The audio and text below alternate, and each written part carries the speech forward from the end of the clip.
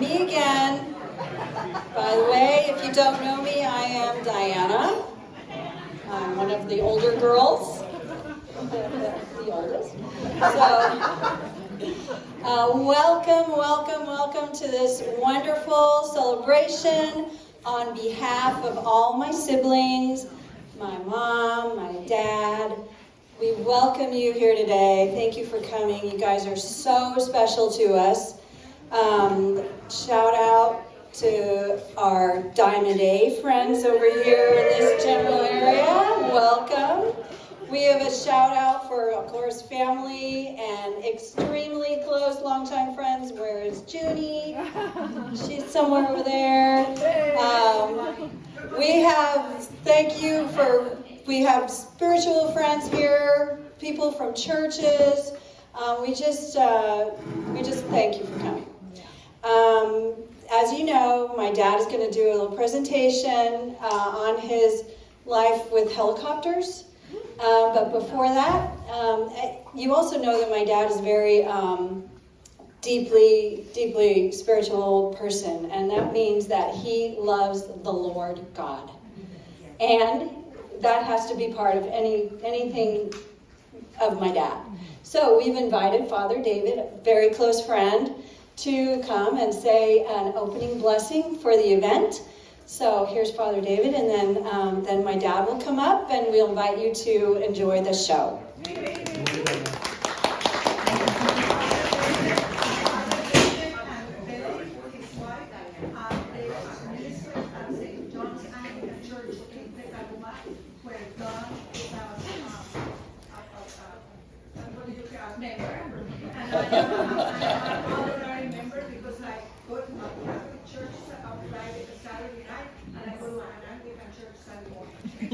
So I'm very blessed to have you here.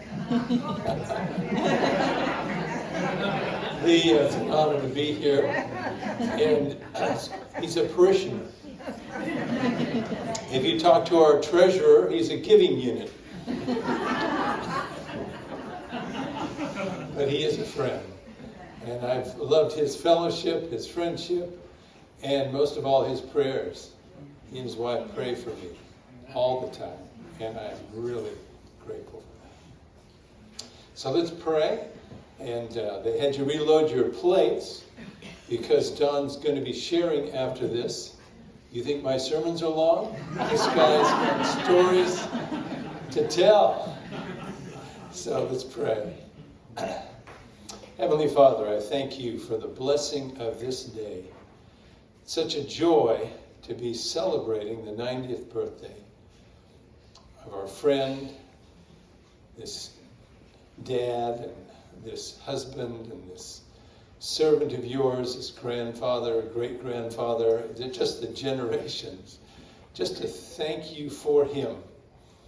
And Lord, we thank you for keeping him alive through 73 years of flying. Thank you for getting him through those 4 engine failures. And thank you, Lord, that he stayed afloat because of your grace as well as his skill. And I thank you, Lord, for the blessing of the friendship that he has given to each one of us, a special way in which each of us know him, appreciate him, and are grateful for him. And Lord, I thank you for this wonderful fellowship. I thank you for this gathering of family and friends. I ask your blessing upon them as they bless him by being here and saying, we love you. And Lord, may you bless the continued fellowship this afternoon, the food that we're partaking of, and all those who've worked so hard in making this celebration happen. And may you bless Don as he shares his thoughts with us and remembrances with us and regales us with stories of flight. Thank you that he is here to be able to share them with us. And thank you, Father, for your joy that is our strength throughout. In your Son, Jesus Christ, we give you thanks. Amen. Amen. Thank you. One more thing. Oh, yeah, okay. If you want to rearrange your chairs, feel free to turn around or whatever. Also, I forgot to turn my cell phone down, so if you don't want to get embarrassed, don't forget to turn it down. And did I forget anything? Oh, afterwards, I forgot. We have a little thing afterwards, too. Comic relief provided by Wayne Shockey. Okay? Don't miss that. Don't go. Thank you.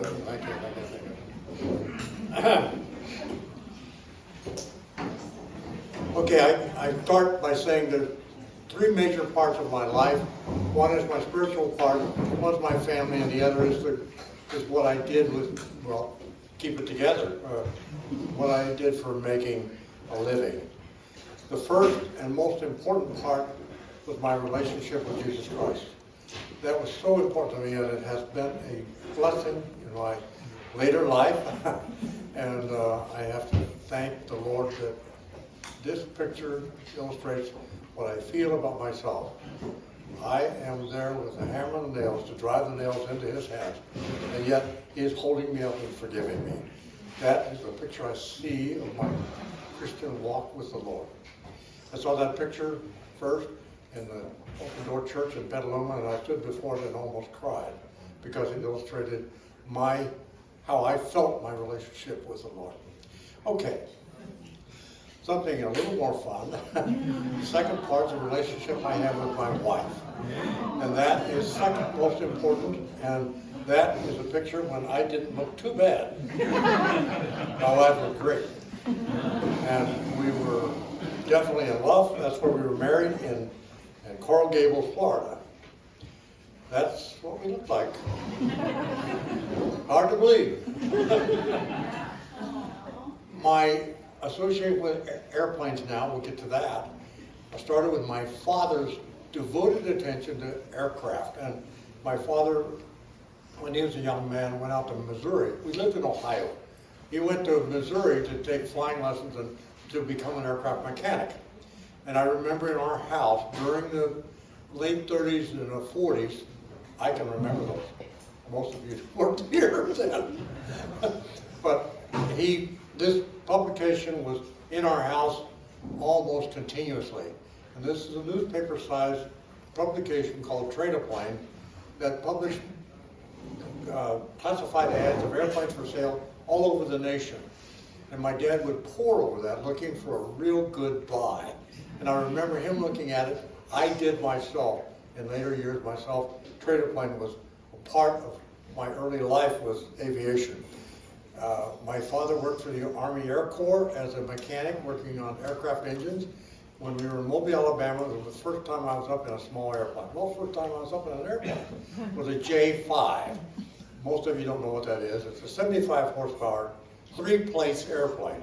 That's real troublesome if you know what it takes to fly. It works if everything's perfect, 75 horsepower. This was where I did most of my flying after I got checked out. I checked out first in a Cessna 120. I flew a Cessna 120 solo for the first time. That was the first airplane I flew solo. And that was in 1948.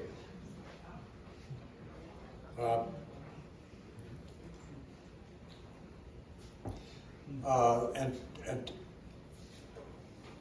then the airport manager was not too far away. I milked cows, made enough money to pay for flying lessons. I'd go to the airport, get flying lessons. And after I'd gotten soloed, flying by myself, my dad bought a J5, just like the one we flew years before.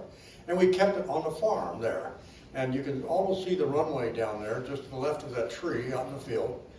And at the end of it was the place where we parked it. We could park it inside of the back of the barn. We built a hangar. This was a picture of the airplane. A 3-place airplane, 75 horsepower, but it was adequate for that little short strip for one person. And if I had 2 people to take for a ride, I'd fly it off there, fly around one of our larger fields, and park it there. During this time, I wanted to buy a Luscombe, and my dad said, "No, that airplane's too hot for you. You don't think fast enough to handle a Luscombe." So I didn't get to buy an airplane. That's when he bought the J5. So I flew in a lot. Usually 15 minutes a day, finish milking the cows, take off and fly for 15 minutes, maybe fly to the airport and buy $4 worth of gas and fill the tank. How about that? Then I joined the Air Force. I wanted to stay, I was thinking about aircraft, so I joined the Air Force. And I thought, well, maybe I can get to be an aircraft mechanic. And that was my plan when I joined the Air Force. And I took all the Stay 9 tests and all of that, and it appeared that you were intelligent enough to be a mechanic. Not intelligent enough to be anything else, you could be a mechanic. And I was very happy with that. I went through mechanic school in Wichita Falls, Texas. I graduated and got a promotion out of it, and was pretty happy with that. And that shortly, and during that period of time, I saw an ad in a magazine that if you were in the Army, or if you joined the Army, and you were a high school graduate, you could go straight to helicopter training.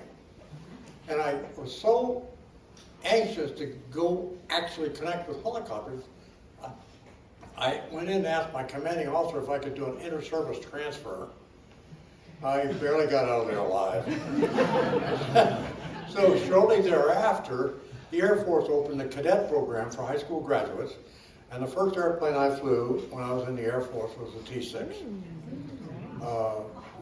at Columbus, Mississippi. That was the primary training for Air Force pilots. Because I had already had a pilot's license when I went in the Air Force, I happened to be the first guy to solo in my class. First guy to go in the swimming pool. That was tradition. You'd go in the swimming pool. And I was the first one in there.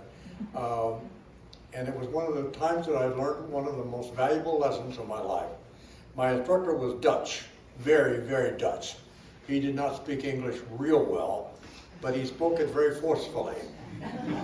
And I was on an approach to landing, and he called the radio tower and said, the aircraft on final is dual. And I thought, this is unusual, nobody does that. And then I thought, well, he's probably doing that because something's wrong, because I knew it was me, because I could tell by his accent. I had not lowered the gear. And I reached over and slammed the gear down real fast, and he said, too late, cadet. This will be a full stop landing, and I want to talk with you.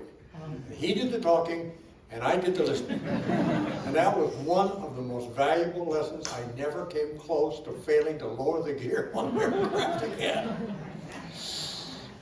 I was kind of his favorite because he had other, he had French cadets and an English cadet as one of his others. And at that time, England and France was urging the Netherlands to let go of the East Indies. And he was very Dutch, so he didn't want that to happen. Little politics. Next aircraft I flew in the Air Force was a T-28. I moved to Victoria, Texas, Foster Air Force Base, and that was what they called kind of advanced training. We went to T-28s, we learned formation flying and refined our instrument flying, and then we were then checked out in the T-33. From the T-33, when I graduated, and I have proof that I graduated, I have certificates right up here, that I did graduate, that I got a commission in the Air Force, and I have pictures to prove in my, what they call, like you call high school class book, your yearbook. And they did that in the Air Force then for my, it's all up here. And my logbook is up here for before, during the high school days when I was flying.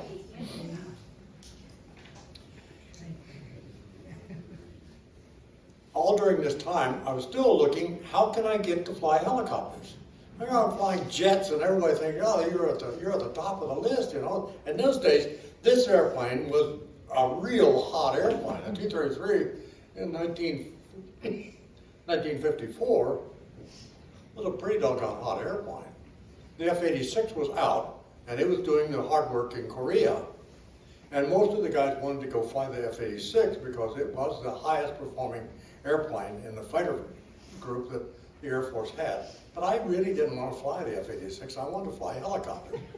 So I was on leave at the time that a slot came up. They wanted helicopter pilots for TDY to San Marcos, Texas, and my supervisor signed me up. Apparently, I had asked him several times about getting transferred to helicopter flying, and he put my name down, and I was awarded the deal to go to San Marcos, and there I started with this. Now, at this point, I've flown 3 different Air Force planes. This is now, if you memorize this, you'll get all the forces acting on a helicopter while it's hovering. And you don't have to memorize this, just know where to find it. No, you just do what you have to do. But it's interesting that all of these forces are acting there in one way or another, and I just throw it in to Confuse make myself look better. Huh? All right, this is the first helicopter I flew. This is a Bell, H-13, the Air Force called it. It was in San Marcos, Texas. At the same time, at San Marcos, the Army was training Army helicopter pilots, where I would have been if I could have done the inter-service transfer. So now I'm back to San Marcos, and now I'm really flying what I want to fly. And I remember the first day we were there, the base commander had all of the students come into the operation building. There were probably 25 of us in that class. And he says, some of you guys have been flying F-86s, some of you guys want to fly the F-86. He says, so if you try to wash out of this helicopter training, you're going to meet a flying evaluation board.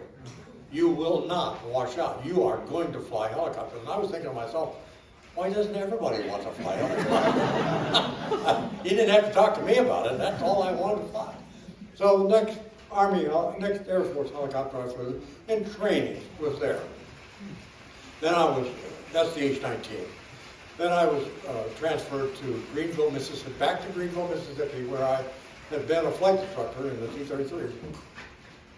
And I was the only pilot on that base that could fly that helicopter. So it became mine. And I was quite popular with people that were in the Air Force that wanted a helicopter ride. And one of my very good friends was a Hopi Indian, and I took him for a long ride. I took him out in a T-28 for long flights. Henry Secret Kwapwa and I were really good friends in the Air Force. And I later found out, I don't know if he's still living, but he was the Chief Justice of the Hopi Indian Nation in later days. So it's interesting. When I got out of the Air Force, I thought I wanted to farm. Thank God that was a dismal failure. And as that failed, I was not made out for farming. It was me, not the farm, but it was me. And I confessed that. And I had to confess it to my father, who had let me take the farm, and he left. Your mom left, and it was a disaster. It was a disaster.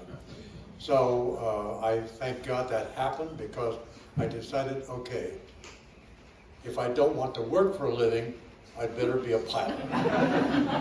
And so I show up down at Wichita Falls, Mineral Wells, Texas, where Preston was born. By the way, during this time, my first son, Denver back there with his wife, and his sister were part of my family.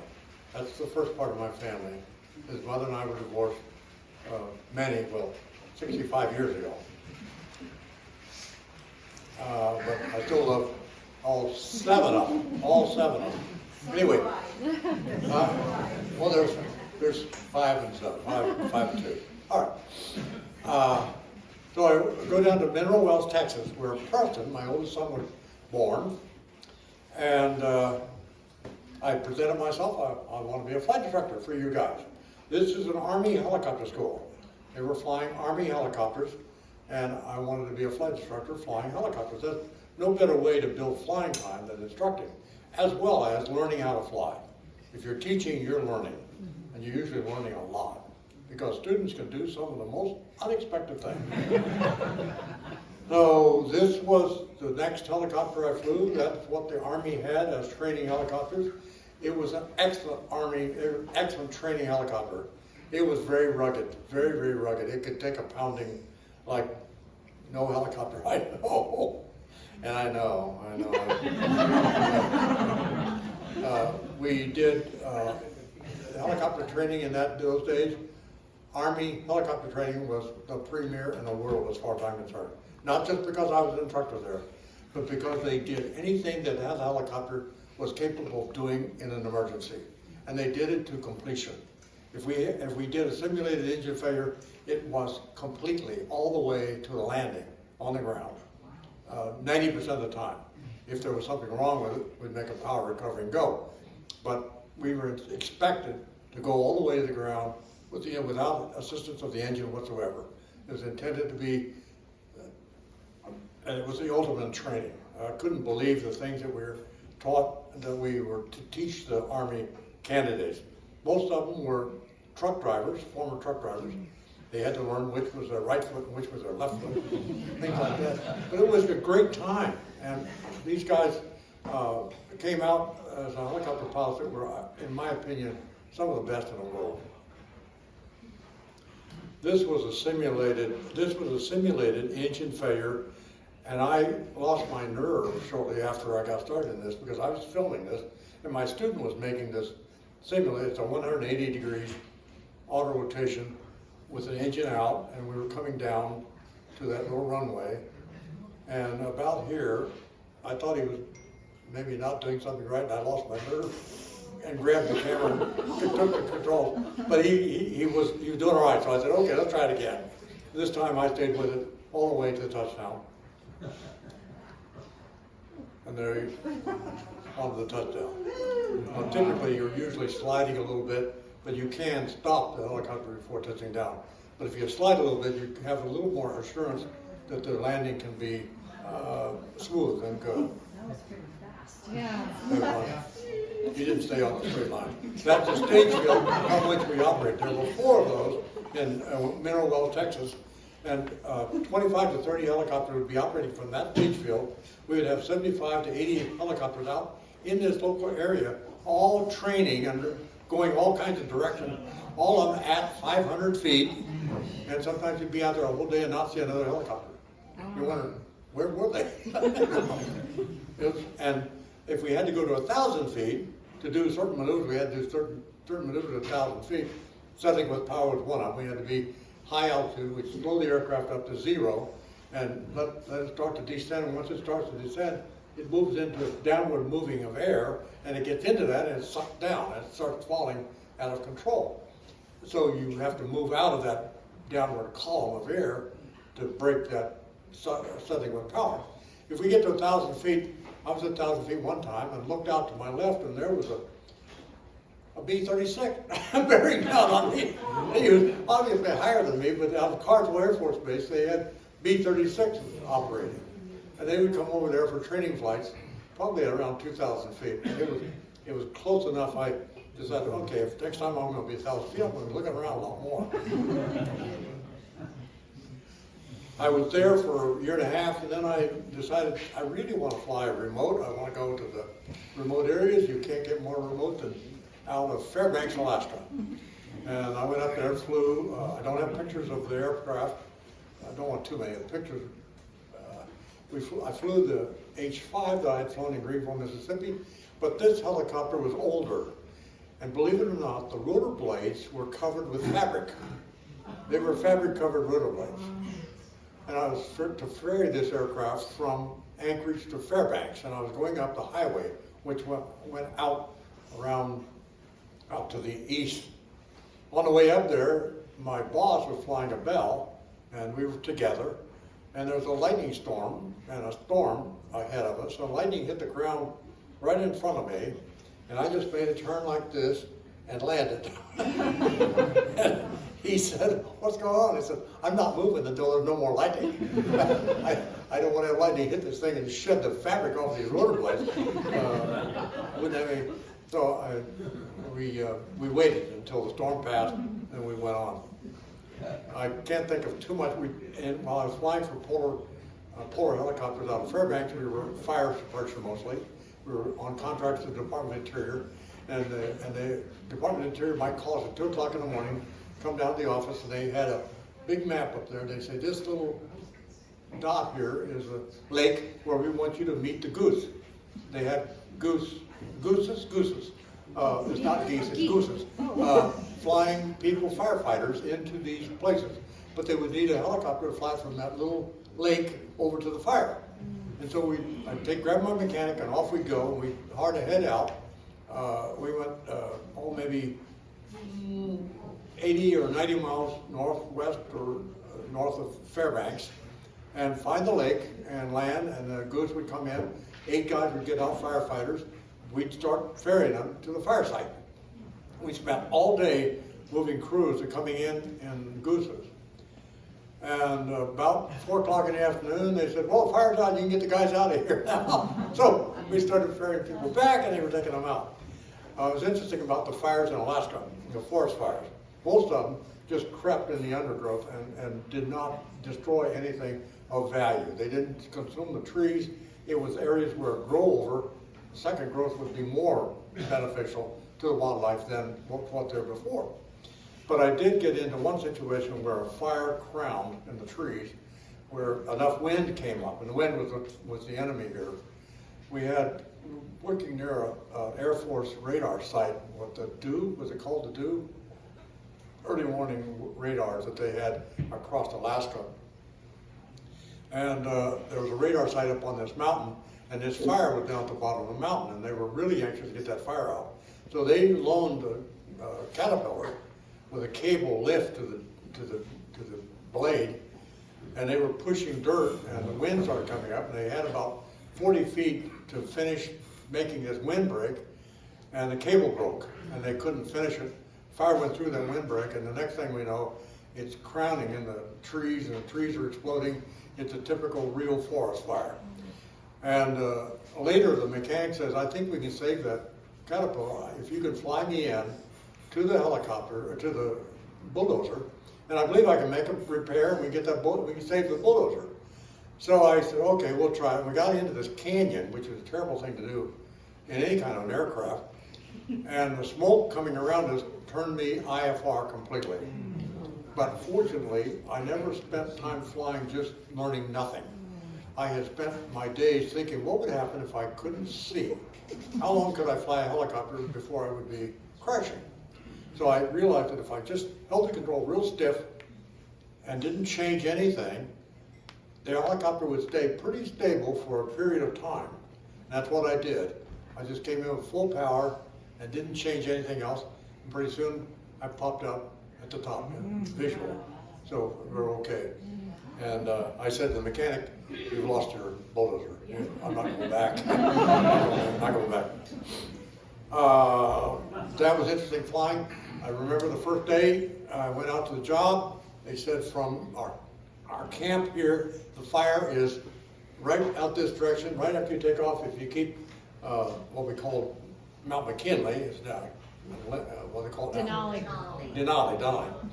If you keep it just at 9 o'clock, you'll come to a real strong curve in the river, and there's where the camp is, or just beyond that. So the next day, he's gone. First day I'm going to go out, with fog. Visibility is about 4 miles, so I can't see the mountain. I can't. So I'm late. I'm trying to develop a map in my head real quickly because there were no maps to speak of. So, but I found the fire. After that, in all of this bush flying that I did, you had to have a map in your head. There was no published maps that were helpful at all. So so you develop a certain color tree there, a branch in this river that cuts in a special way, such things as that, and to navigate.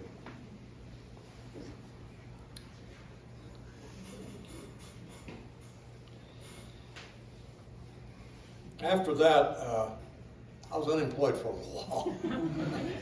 The Polar Helicopters was owned by one guy, and I left when I got my last check up there. I left and came back to the United States, and a couple of pilots stayed. One pilot didn't get paid for about a month, and he took a helicopter and took it to the airport to hold it as ransom for pay.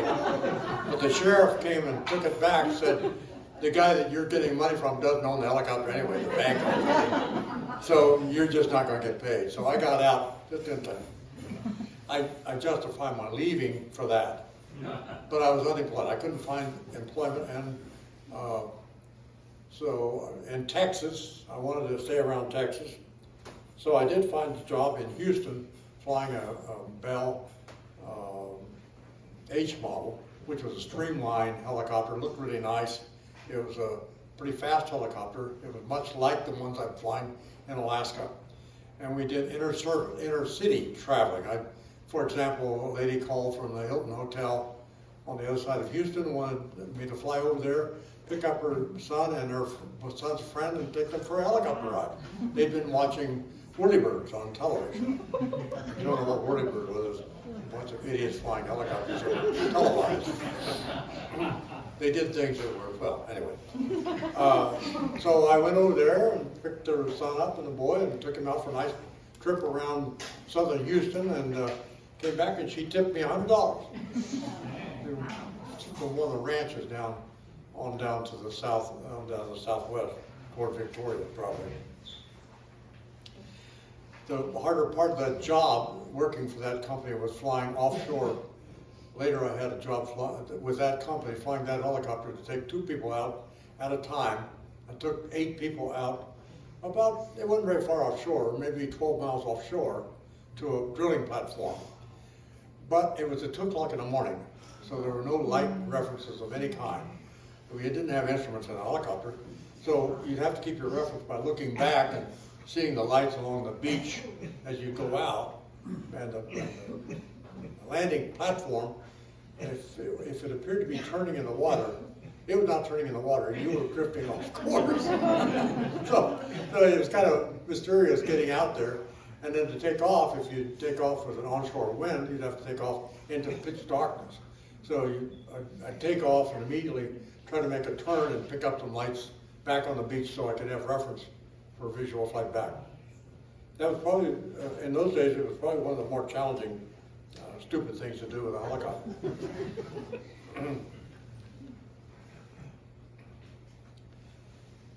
From there, I got a job, and I felt very lucky to get this job over in Louisiana. I was flying for petroleum helicopters. We did much the same thing, but it was all daylight. And that was one of the let's see, petroleum helicopters. Okay, that was the most sophisticated helicopter flying I did. Before each flight, they would ask the pilot to figure out their weight and balance and make sure you were not over gross. You were flying for oil companies, and I've got to say this about oil companies.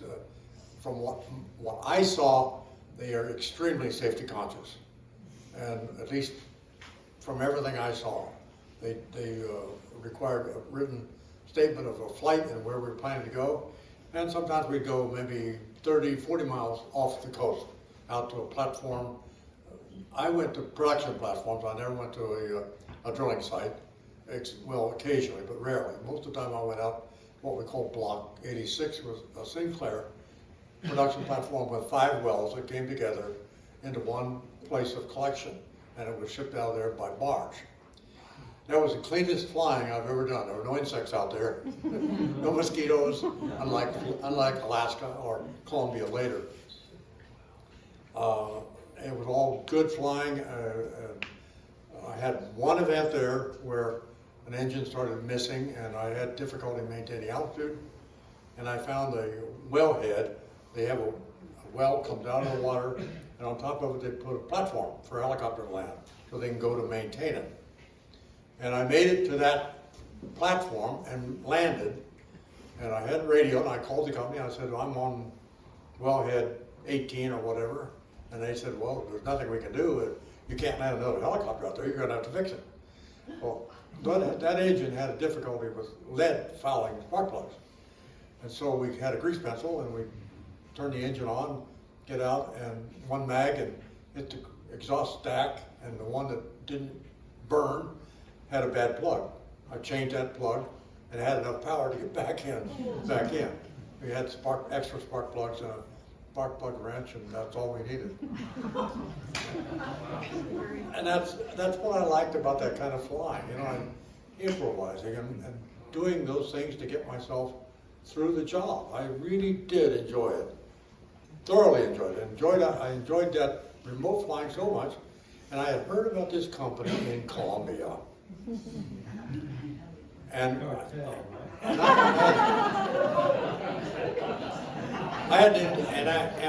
before this, I had an intense interest in Latin America. I read most easy to read literature on Latin America. I had some idea of their history, and I had some idea of the country, of what it was like. And I always thought, gee, I would like to go fly in the jungles. I'd like to go fly in South America. South America was always on my mind. Well, I found out while I was working for Petroleum Helicopters that there was a company called Helicol that was needing American pilots. So I sent them a letter, and about 4 days later, as a matter of fact, their hiring place was Philadelphia, Pennsylvania. So I sent Pennsylvania, and I got a telegram back, said, how quickly can you get to Bogota? I should have suspected something then. But I said, well, I'd like to give 2 weeks notice. They said, fine, 2 weeks notice, we'll send you a ticket, and you get yourself a passport, and you make arrangements to get yourself to Bogota as quickly as you can.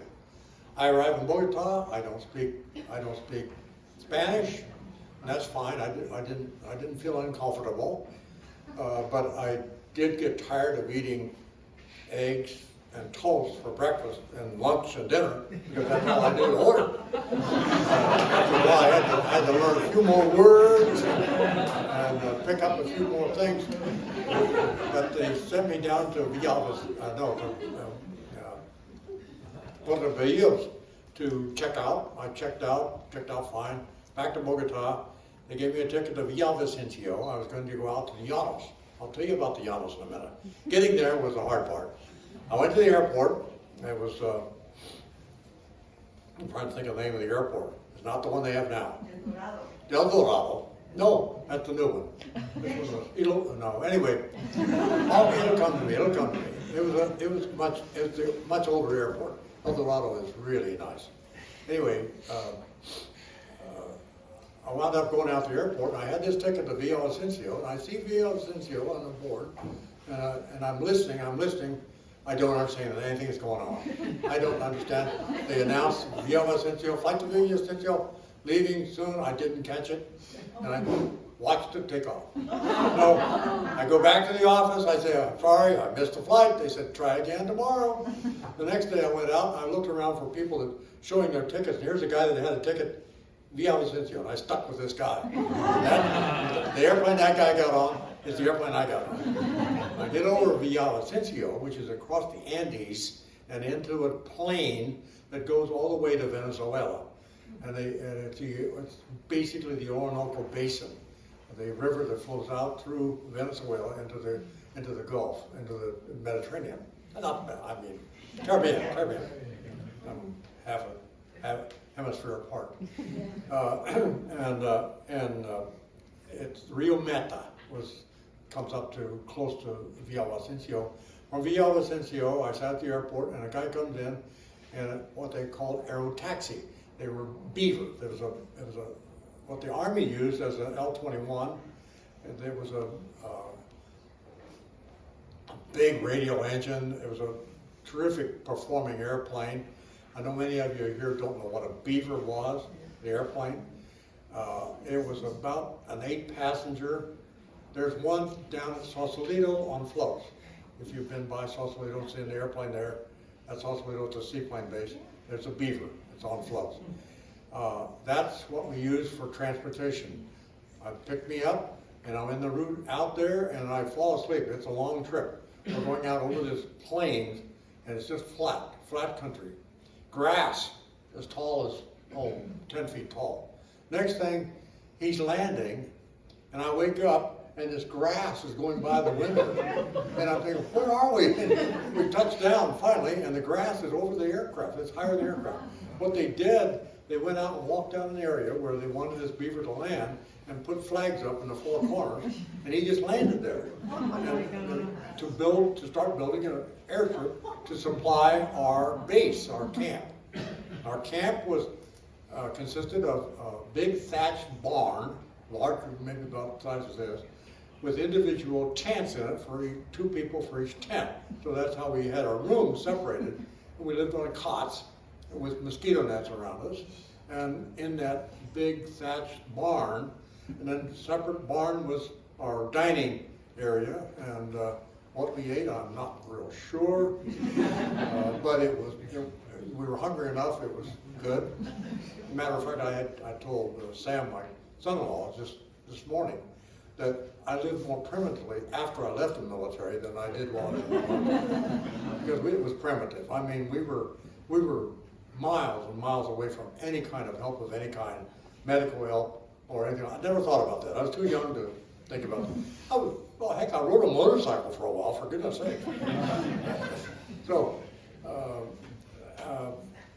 the river was our source of water.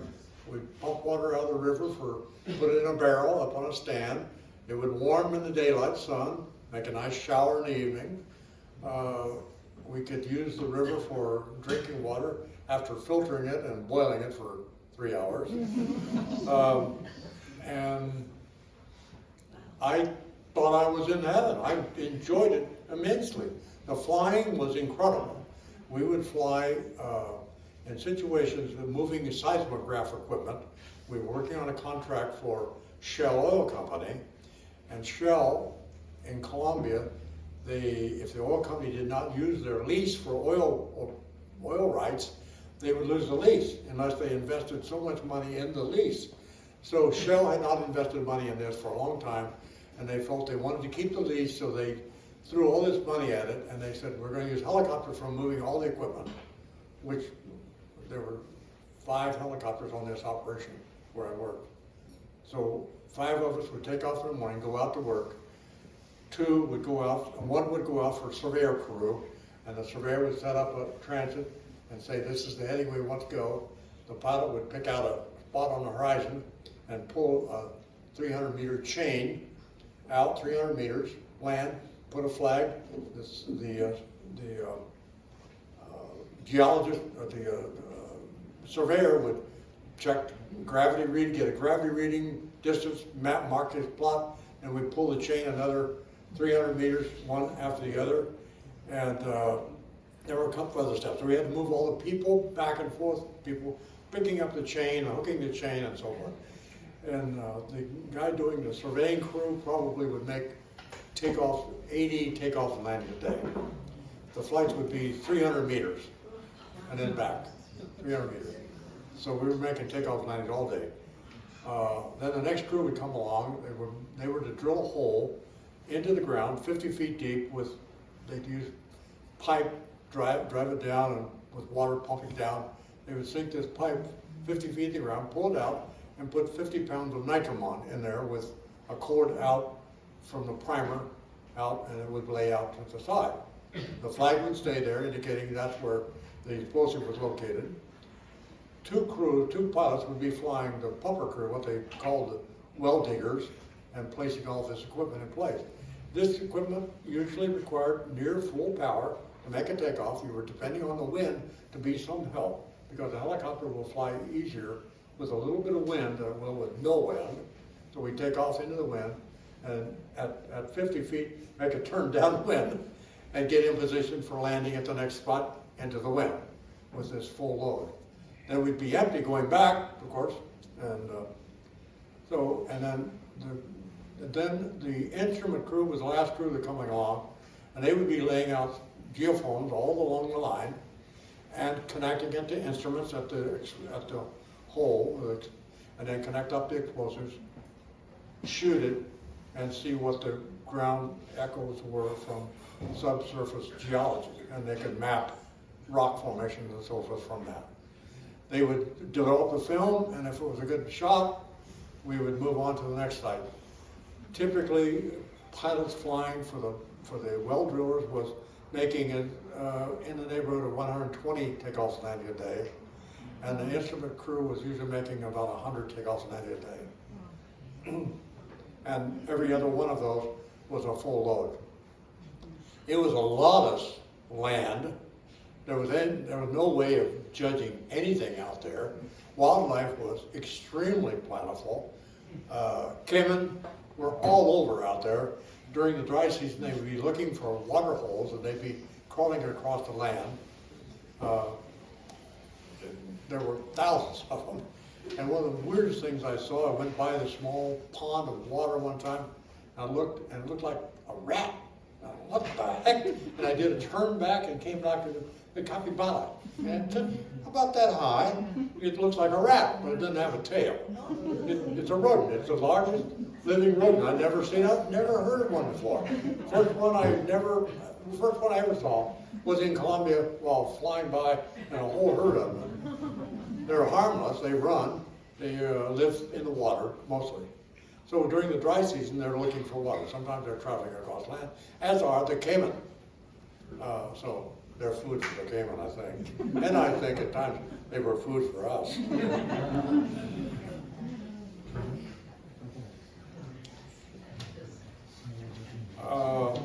Now, again, I said it was kind of lawless down there, and you can get that by how we did our fishing. Have you ever fished with explosives? Or hunted deer with a helicopter and a shotgun? It was a different part of my life. It's said in Alaska, if you do that, if you're lost in Alaska and you want help, shoot an animal. And a game warden will show up in 15 minutes.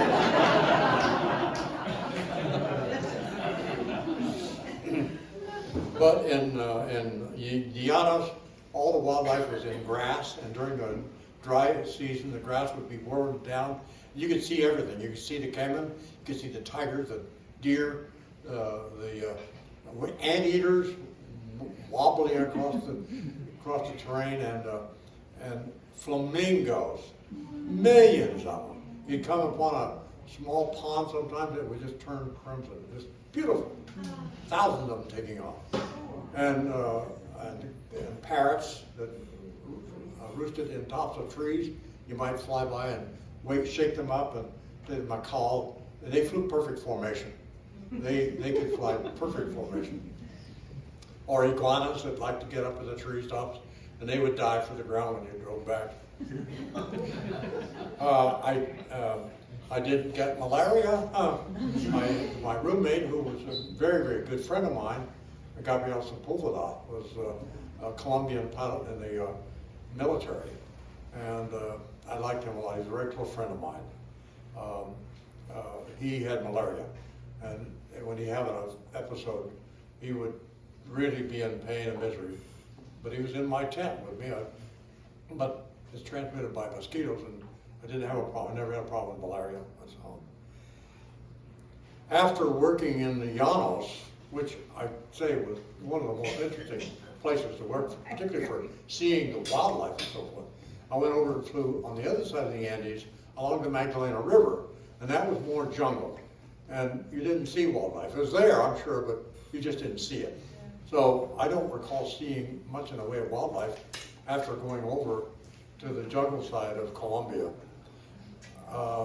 We worked on up and down the river, and then off the river back off inland, off of the river.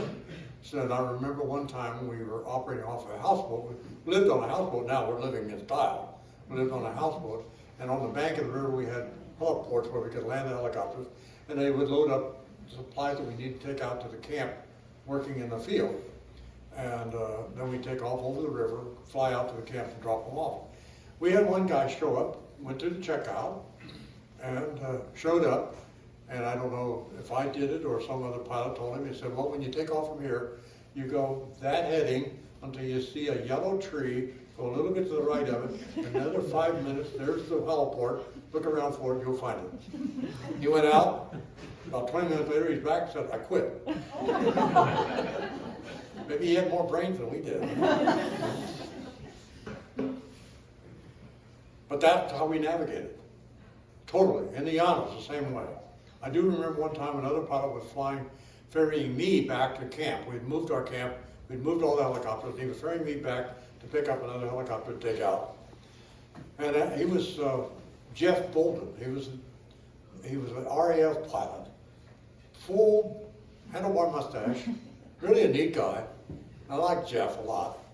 And I'm sitting there kind of not paying attention, and I look down and I say, "Where are you going, Jeff?" He said, "Oh yeah, that's the real method. We're being camped just no. If that's the real method, it's flowing the wrong direction." And he looked again, he said, "Oh my gosh," made about a 45-degree turn to make a proper correction. We didn't get lost. But that was how I could arrive in some particular area of that part of Colombia and know, okay, I was here a month ago. I know that our camp is that direction, and I'd find it. I'd never spend any time lost, even though you might be 10, maybe 20 minutes off to get from one place to another by just having everything in your head. I have a map of Colombia here. It was the most sophisticated map we had at the time. You want it? Yeah, if you just hold it up. That was our sophisticated map of Colombia. And that map is a road map, but it has a dot for every airport in Colombia at that time, in 1959 and 60. So we had to build a map in our head, and we did.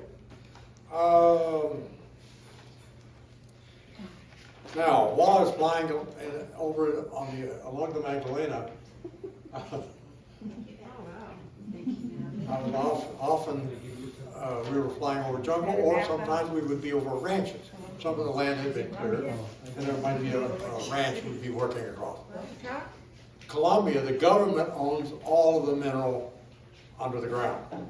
So the land, when you buy property in Colombia, you know the surface. You don't buy the minerals. So they have the right to come in across your property and explore for. This is probably true of most of the world outside of Texas.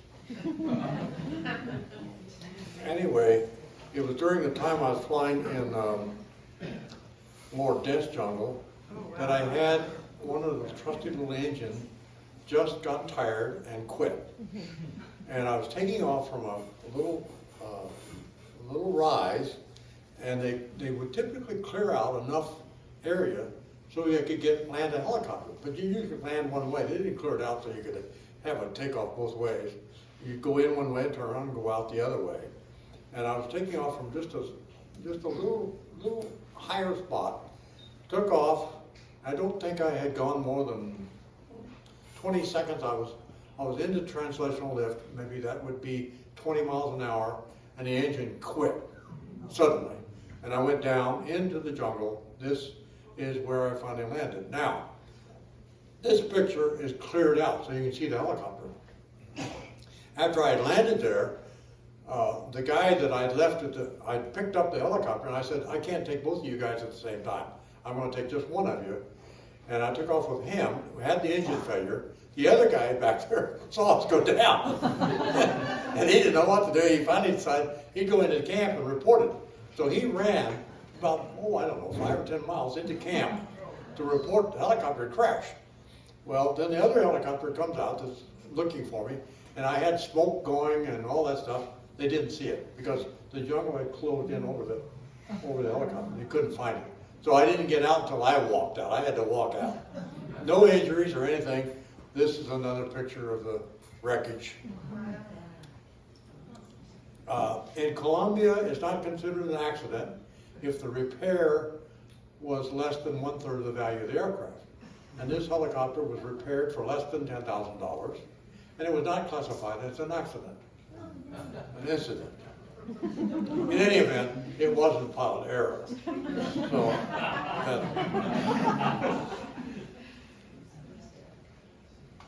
the basic part of the helicopter was left there, and I decided I could fly it in with the other helicopter. And since I was the senior pilot on the job, I said, well, I'll do this. And I told the mechanic, I said, we're going to tie this thing to the main structure of the aircraft up front, and once and back to stabilize it. But I want you to remember, since helicopters are very sensitive to center of gravity travel, I don't want any load coming down on the tail. So I want you to understand, and he's Canadian, so he speaks fairly good English. I want you to cut the back rope first when I get it back in. I'm going to set it down. I want you to cut the back rope when I get there, and then you can take your time cutting the other two ropes, and we've got it. Well, in Canada, they do things different. And he cut the two front ropes, and suddenly I'm out of CG limits, and I've got the weight of this wreckage of a helicopter on my tailbone. And the helicopter jumps up like this in full force. I cannot, so I spin it 180 degrees. And when I got 100 degrees, it took a while for the nose to come back up. I could spin 180 degrees each time. And finally I dropped it down. I got down, I got some slack on, I came up hard, and the rope broke. And by then I'm pretty well trained. And I come back in and land. And the other pilot is there, he's just white. He's still got his hands on his head. And I asked him, where's that mechanic?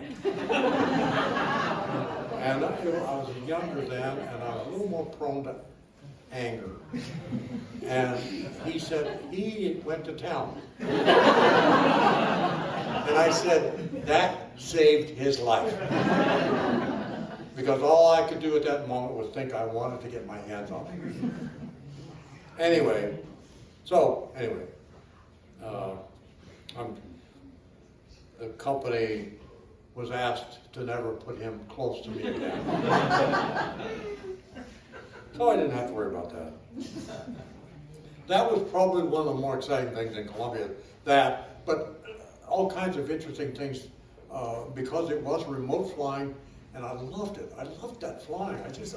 I was eating it up. I was in seventh heaven. I love being out there in the jungle and being responsible for every takeoff and every landing and figuring out the balance and all of that and being totally responsible for everything, even refueling and sometimes routine maintenance of the aircraft. I ferried a helicopter one time from somewhere way west of the Magdalena, and I was planning to take it to our base in Puerto Barrios on the Magdalena. And according to the map that I had, it looked like it would snap. And I took off and started out. It wasn't a snap at all. First of all, the terrain got rather high, and I'm running near full power. I'm using a lot of gas. I'm running low on gas, and I'm over jungle, and there's no place to land. I've not experienced that before. Usually you find a river and you find a sandbar or something, but this was really dense, impenetrable jungle. And so I'm at high power because I'm high altitude trying to get across this little range. It wasn't very much, but the helicopter was a sea level type aircraft. So I did find a small sandbar, landed, and I had gasoline on the side. I put in the tank. I thought I wasn't going to be able to take off out of there. I came up one time, and the tree was just that much higher than me. So I made a turn and went back, landed, and took another try at it. And I used some cheating, a little extra RPM on the engine, running it well beyond the red line, and using that inertia, I got over that last tree and made it to the Magdalena. Once I got to the river, then I had to decide whether to turn right or left. But I got there. I got where I was supposed to go. About the time I left, about the end of 1960, oil exploration was drying up in Colombia. Colombia was thinking about expropriating the Colombian oil property. It was in the legislature. So exporting money dried up. So they didn't need American pilots, and I was notified that I probably wouldn't be needed in 1961. So I left Colombia with the thought of getting married after I got to the States, and despite all logical thinking about getting married right, Lee walked out of Colombia, walked out of her house, went to the airport, got on the airplane, came to Miami, and we were married there. somehow it survived 60 years. Mostly because of her. Mostly because of her absolute determination and commitment. After we were married, we had a period of time when we could adjust. I made a lot of money in Colombia. I was paid very, very well. I was paid so much that I had no interest in airlines at all. I thought, why be a glorified bus driver? You know, I was doing exciting flying. And so we were, after we were married, we made a leisure trip across the United States. I got a job with a helicopter company in San Francisco. And I worked there for a couple of months, but the issue was we were going to be moved. When the summer came, we were all going to Alaska. So I went to Alaska, and his company in Alaska was called Alaska Helicopters. And there I flew again with oil companies, but I was flying with geologists, and we were surface mapping geology. And that was very interesting flying. I really enjoyed it. We'd fly a river and look for a rock outcropping, and they'd say, well, and land here, we're going to chip off some rocks and map it. They'd be mapping all of this. It was interesting work. It was all north of the Brooks Range, so it was between the Brooks Range and the Arctic Ocean. So all that area in there, we spent hours just flying down a river looking for outcroppings, and they were neat guys. This company that they worked for was Sinclair, and if I ever go to the bush, I want to go with Sinclair. Well, they always go first class. But these guys were from Albuquerque, and they were avid fishermen. And I'd be showing them rock outcropping. I'd say, it looks like there's a nice rock out. And I'd look over at them, and my geologist, he'd be looking down. I think there's fish down there. I think we better land here and check this out. So we'd spend an hour or two fishing. And the Arctic, you only get Arctic grayling. It's a fish about like that. But it's the only fish that survives up there. Also, mosquitoes. Now, a place like this, there's no mosquitoes. When you get up that close to the ocean, there's no mosquitoes there. But there are mosquitoes. A form of torture for the Indians would be to turn a guy loose without any protection for mosquitoes, and it would drive you crazy. Caribou that live up there, graze, they can lose a quart of blood a day from mosquitoes. They would graze on the North Slope from the Brooks Range out to the ocean, but during times when they'd have to get respite or rest from the mosquitoes, they would come up into the Brooks Range, south, into the Brooks Range, and come up to about 2,000 or 3,000 feet where there were no mosquitoes. They'd relax, and they'd get hungry. They'd have to go back down and feed mosquitoes and feed themselves. In one place, on the North Slope near Prudhoe Bay, we came over a slight raise, and as far as we could see, we were never flying very high, so we didn't see long distances. But from horizon to horizon, there was a herd of caribou. Thousands of caribou. Thousands of them. The next day we were in that area, no sign of them. They moved. They moved. And then in the fall, they all go through Manitowoc Pass and come down to southern Alaska. Banana Belt, I guess.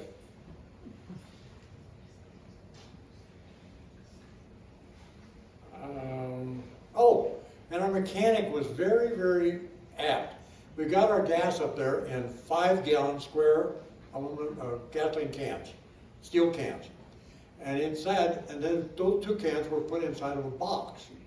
So 10 gallons per box, and that's how they shipped gasoline around. They'd bring it in the Beaver on floats to our lake where we had our camp. Coming in from Umanad or even Fairbanks, they'd fly in a Beaver and dropping gas off for our operation.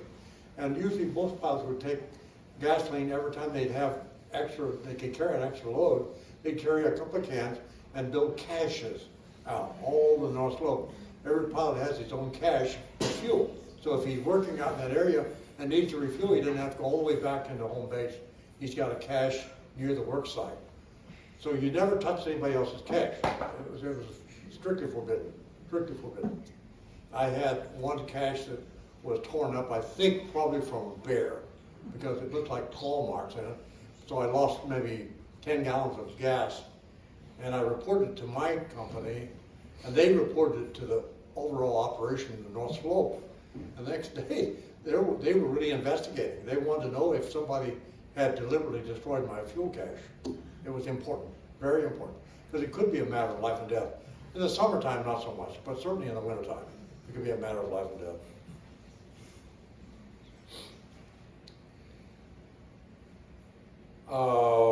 There, the caribou was a big item. I saw a lot of moose, occasional black bears. I never saw a polar bear, and I never saw a Kodiak bear, even though I did work on, well, I did work down the south for a while, where Kodiak might be, but I never saw one. Did work out toward the Aleutians out in the Alaska Peninsula. Later in the summer when it started, everything was freezing in the North Slope. We went down south in the Alaska Peninsula out toward the Aleutians. We were out there doing the same type of work, mapping surface geology with these geologists. It was there in a little town called King Salmon that I saw the movie Giant. And it was interesting. It was in the village of King Salmon, which was maybe 40 people, maybe 50.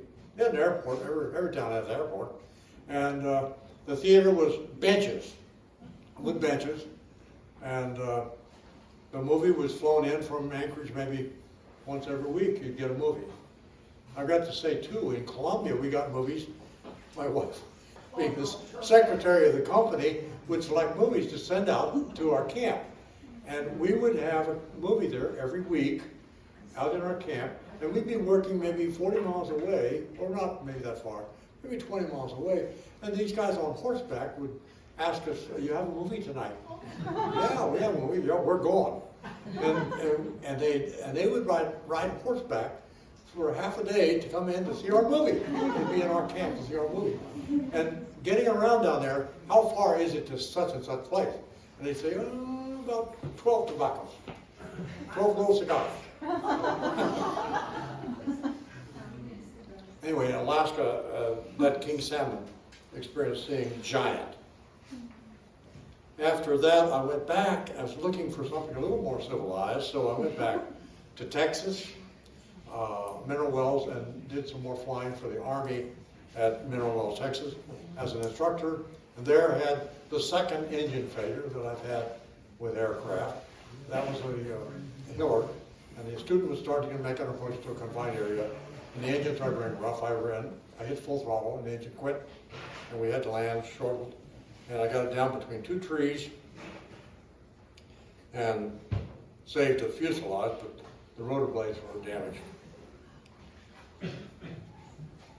2 engine failures, okay. Then I went to work for Bell Helicopters as a test pilot. That, again, was extremely interesting work. But unfortunately, most of it required 6 days a week because it was during Vietnam and they were building up the Huey helicopters was our main production. And those were coming off the assembly line as fast as they could get them out for delivery to the Army and to Vietnam. What time is it? Yeah, just about 4:30. That's about an hour so far? Yeah. Wow. Gosh. Brother David, I owe you an apology. Yeah, I'm gonna have to live through all your sermons from now on. Gosh, and I can't even sleep. All right, well, all right. I'm nearing the finish here. If you just can't. Thank you, Wayne. Thank you, Wayne. Okay, Bell Helicopter.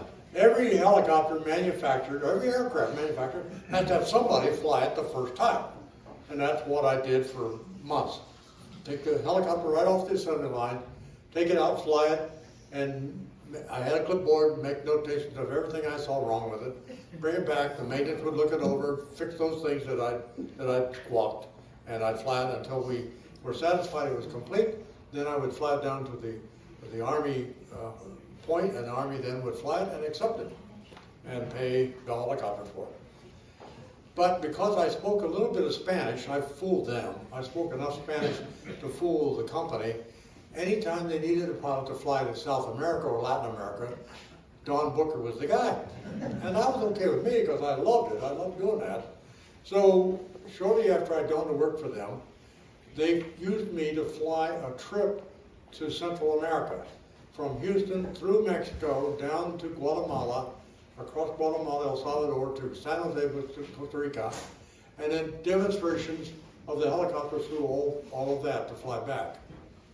And while we were doing that, while I did that with a salesman and a tech rep and I were in a helicopter, we ran out of fuel short of Tapachula, south part of Mexico, before we got to Guatemala, and had to land in a small town to get gas. He had a couple of gas cans, and he went into town to get gas, came back, put the gas in the helicopter. We were getting ready to leave. Jim Tripp was the tech rep. He's perfect Spanish. He spoke Spanish perfectly. And he's just ready to get in the helicopter, and somebody slaps a hand on his shoulder and says, "¿Dónde va?" He turns around and looks at the star on this guy's chest. He wants to know where we're going. And he's got a pistol and all that. And Jim lost all of his Spanish. He looked so guilty. I would have shot him myself. So he turns to me, Don, where are we going? So I talked to the policeman. I said, we needed fuel. We're trying to get to Tapachula tonight. We'll be out of here shortly. So we wound up. And also, when we land short of a place that we want to go to, I never had any difficulty anywhere in Latin America landing a helicopter in a plaza and leaving it there overnight. There'd be fingerprints all over it. But nobody would ever touch anything and take anything. I never had anything missing. Camera laying on the seat, fire extinguisher, first aid kit. It'd always be there the next day. I'm talking about 1960s, early 60s. And these were small villages. And I could leave a helicopter in the plaza without any thought about it. And that happened frequently, because sometimes I couldn't get to where I wanted to go. So we sold 3 helicopters to El Salvador, and I was on contract to help this operation spraying cotton in El Salvador. El Salvador does not produce any cotton now at all, but then cotton was one major product of El Salvador. The guy's name was Cristiani, coincidentally a former president of El Salvador named Cristiani, not the same, and not closely related. It was during that time that I was flying. I was doing a lot of ag work, and that's one of the cotton fields I was spraying. This was coming at us. Then, lo and behold, while flying back into El Salvador one time, I had an engine failure. And you can see the helicopter situation there, and back of it are the trees. And the engine failure happened back that way from that picture, out of the picture. The engine connecting rod, I think, broke. So the engine quit. Stupid engine. And I had a lot of speed, and I thought I was going into trees. But I managed, because I had this speed, I could convert it to maintaining altitude. And I was right on treetops, but I was very fast. And I maintained altitude for briefly. There was a clearing right there, and that's where I landed. And Jim Tripp, again, here's Jim Tripp, surveying the damage to the engine. Now he's got to pull that engine out in the bush. I mean, this is really, it took me 2 hours to walk out to a highway when I landed there. And when I landed, there was a guy there. He had a machete, and he was, I guess, just fucking across the country. And I said, "Would you like to guard this helicopter? I'll give you $1 a day." Oh! He saluted me and said, "Si, Capitan." And he started setting up camp. He was going to live there for the rest of his life if he got $1 a day. And the company manager said, "You offer him $1 a day?" Gee, well, there you go. Anyway, it took me about 2 hours to walk out. We had to take an engine replacement in an ox cart, because we couldn't get it in any other way. Went in an ox cart. And Jim Tripp, who's a terrific mechanic, he was already building a pyramid and logs and got logs and chain hoist and starting to take the engine out. He had a big job, and he did a great job. Put another engine in, and I didn't like that engine either, so flipped back to San Salvador and replaced it too. But anyway, that was engine failure that's number 3 now. I'm losing count. The last one was in an airplane, so that one doesn't count. While I was working for Bell Helicopters, I was on a contract to train Peruvian helicopter pilots in the Huey. So I went down, I was in Peru for 30 days, and while we were there, we went up into the mountains. Density altitude is around 16,000 feet, but I think the elevation of this airport, where we were here, was 11,000 feet. And from there, we flew over the Andes into the Amazon basin to this village to deliver a transformer. But it was, Peru was interesting flying, particularly because it was almost all mountains, and it was easily above 10,000 feet. We had a pipe with a mouthpiece in it we could suck on for sucking oxygen. They had an oxygen tube down if you wanted to suck on oxygen.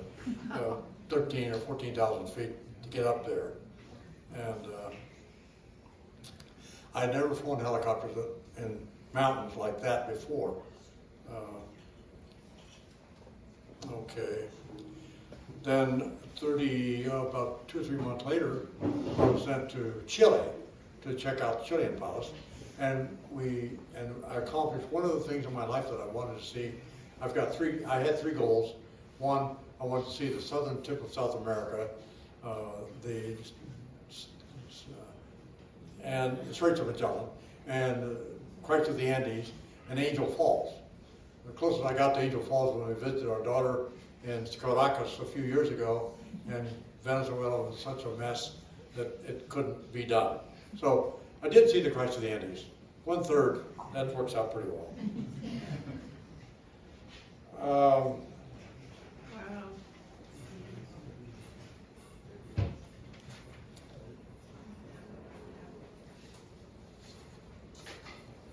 Let's see, I wanted to, oh yeah. Okay, that pretty well follows everything until I started flying for United Airlines. United Airlines interrupted my helicopter flying. And I didn't really get to fly helicopters again for about 2 years or so. But when I went to Russia to visit my daughter taking Russian in Moscow, I asked her when we were going over, I said, do you think you can find an airplane that we can rent to go out and fly around Moscow? And she found this helicopter. And they let me fly it. And she and her roommates and friends in college, in this class, went with us. And Lee was with us. And I got to fly around Moscow a little bit with a helicopter. This was a twin-engine military type helicopter. I think it was a military helicopter that they somehow absconded with, I think. Things were pretty loose in those days in Russia. That was then, okay, I don't have it, okay. Then after that, I had the one opportunity to fly helicopters again with the sheriff's office. When I had days off with United Airlines, the sheriff, I'd gotten to know the sheriff in charge of the helicopter operation, and I flew Angel 1 for on my off days. I could fly it for maybe a few hours every week, and it was a lot of fun working with the sheriff's office. I really did appreciate that. Yeah. But there were a lot of comical. I mean, sometimes it was comical. Sometimes, for example, probably one of the classic was one time a citizen reported a pickup guy going by with a tarp in the back of it with a foot sticking out.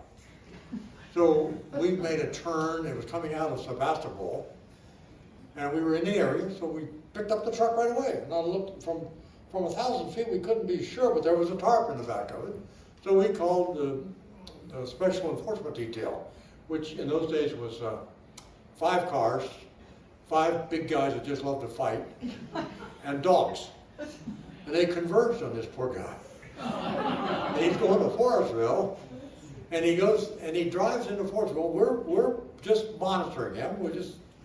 And we're hearing all these radio calls. Okay, I'm coming in from east. Okay, I'm coming in from the other. Okay, I'll drive to the backyard. I will get him. And as we fly in, he's pulling into this place in Forestville. Somebody said, "Hey, isn't this where Jim lives?" It's a deputy. But we're ready to take him on.